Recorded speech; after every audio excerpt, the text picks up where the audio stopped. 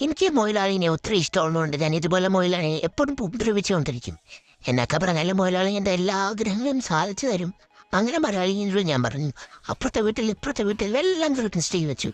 എനിക്ക് എൻ്റെ അളവിലൊരു Christmas tree ഉണ്ടാക്കി തരാമോ മൊയിലാളിന്ന്. അപ്പം എൻ്റെ മലയാളി കണ്ണും പൂട്ടി അങ്ങ് സമ്മതിച്ചു തന്നു. പക്ഷെ ഉണ്ടാക്കി വന്നപ്പോൾ എന്നേക്കാളും ചെറുതായോ എന്നൊരു സംശയം. എനിക്കിങ്ങനെയൊക്കെ ഓണക്കറിന് തട്ടിക്കളഞ്ഞതിന് തെറ്റൊന്നുമില്ല. പറ്റുമെങ്കിൽ ഇച്ചിരി പശയൊക്കെ തിന്ന് നോക്കണമെന്നുണ്ടായിരുന്നു. കുഴപ്പമില്ല, നല്ല രുചിയുണ്ട്. ഉം. ഇതുപോലെ പച്ച പൊട്ടിച്ചു. അപ്പം ആണ്ട്രാ എനിക്ക് ഉറക്കം വന്നു. എന്നാൽ ഞാൻ മുതലാളിയോട് പറഞ്ഞത് എല്ലാം ഉണ്ടാക്കി കഴിഞ്ഞിട്ട് തന്നെ വിളിക്കണേ. അപ്പം തന്നെ എന്നെ എഴുന്നേൽപ്പിച്ചു. ആ, കുഴപ്പമില്ലല്ലേ, വലിയ തരക്കേടില്ല. ഇതൊന്നും എറിയില്ലേ മുതലാളി, എനിക്കിതൊന്നും ഇഷ്ടമില്ലെന്നേ. അപ്പം എങ്ങനെയുണ്ട് വേശ്, നിങ്ങൾ പറയും. എന്നാലും ഇതിനൊരു ചെരിവില്ലേ എന്നൊരു സംശയം. എങ്ങനുണ്ട്?